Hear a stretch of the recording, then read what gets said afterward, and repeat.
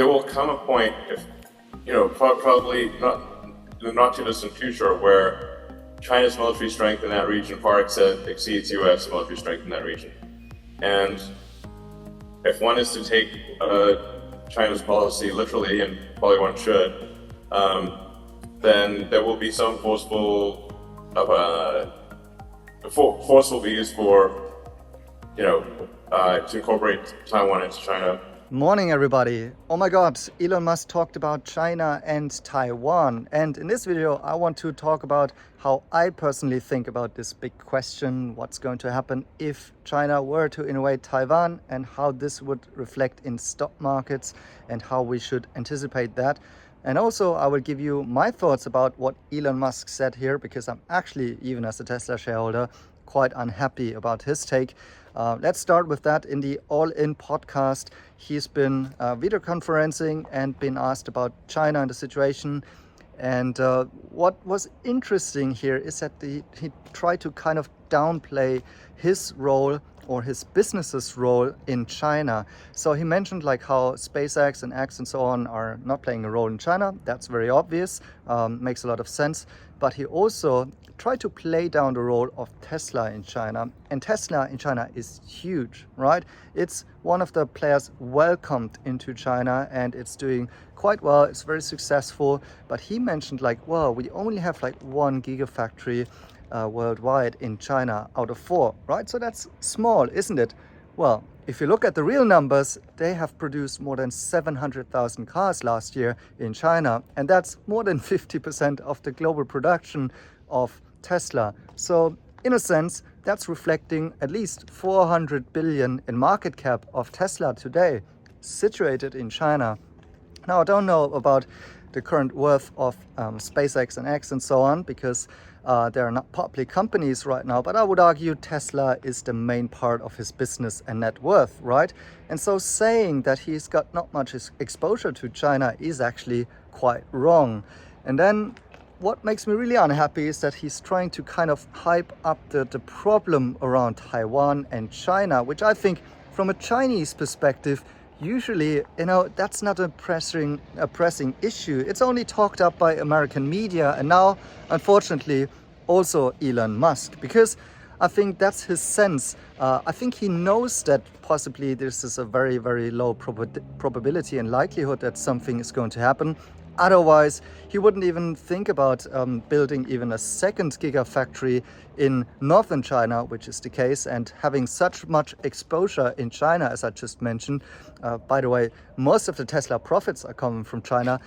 95% of the Tesla cars produced in China are locally sourced. So this would be a great, great big disaster if something were to happen between Taiwan and China. And I think Elon Musk, he's not a dumb guy. He knows that if something were to happen, that would result in Third World War, because this is not a second Russia, this is not a second Ukraine. This would be a massive escalation between the US and China, and we cannot have this as world's global citizen. This is not going to happen. Otherwise, we have really very, very different problems than in the world than the stock markets or so on. Which, by the way, I think it would at least cut the Tesla market cap by half, the Apple market cap by half, all of the other American companies that are doing business in China, of course, the S&P 500. It would be a global crash in markets. And so this is where I think also the stock markets are kind of unfair, in a sense that this risk is largely priced in with Chinese stocks. And I think that's why the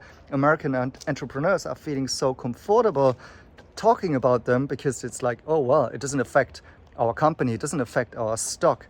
Well, it should, in my point of view. And it's just a lie if you say that China and a Taiwan escalation wouldn't really affect us. So that's my take on Elon Musk here, and where he's, I think, going a step too far and saying like he understands China, he knows China.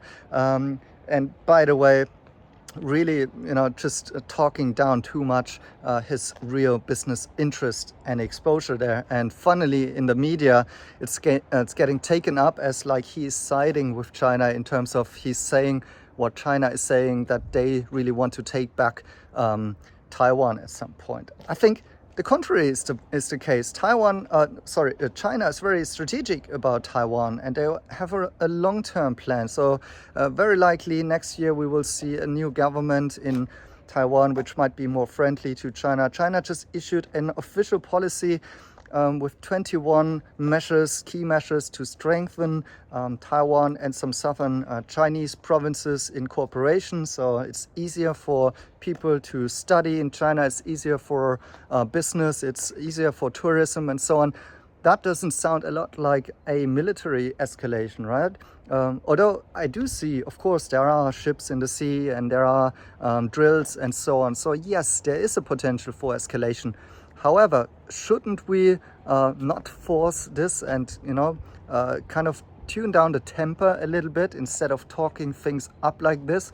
Shouldn't that also be in the responsibility of Elon instead of, hyping this up as an issue? I think the Taiwan question hasn't been an issue for long because most of the time we've been very pragmatic and realistic around it and kind of preserved the status quo, which I think is a total fair thing for the Chinese, from the Chinese perspective. But nowadays, it's becoming very, very a hype thing to talk about it. And as I mentioned, I think some American businessmen like Elon Musk are getting a little bit too comfortable talking about this issue like that and saying like, well, it's an imminent, this is going to happen possibly quite soon. In the end, this is just putting a lid on the valuations of Chinese companies. And maybe that's the purpose of all of this. Maybe that's the purpose of keeping competitors down. And therefore, I think this is, not the right way. And in the end, markets should be smart enough to see through that and, become more balanced and more realistic in their views. Because although there is a low probability towards that, there might something happening, but I think the probability is super, super low. And in case there is something going to happen, then it will be a total disaster and we've got very, very different problems. And I'll finish that with the take by Tom Hayes, which kind of agrees with my take here and what he thinks about that and regarding the Alibaba valuation. The big thing that everyone points to is China's going to invade Taiwan. And the problem with that thesis is that if China invades Taiwan, Apple's going to be cut in half. So everyone worried about Alibaba down, 2/3 off its high, 66, 70% off of its high.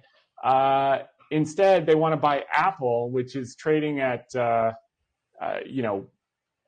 27 times next year's earnings versus its historic average multiple of 13 times. People can't get enough Apple at a record high multiple, which would be more impacted than Alibaba, because Alibaba, that risk in our view is largely priced in, whereas Apple, it's not priced in any, and everyone is overexposed to Apple, whether it's through index ETFs or whatever. And what would happen to the S&P if that happened? The S&P would probably be, down 35, 40%, something like that. So I think that a lot of the fears around the worst case scenario, geopolitical event or whatever as it relates to China are already priced in and probably won't occur. And if they're to occur, I've talked to many military experts. They said, we're in the unlikely case it were to happen, it would probably be at a minimum 5 to 7 years out.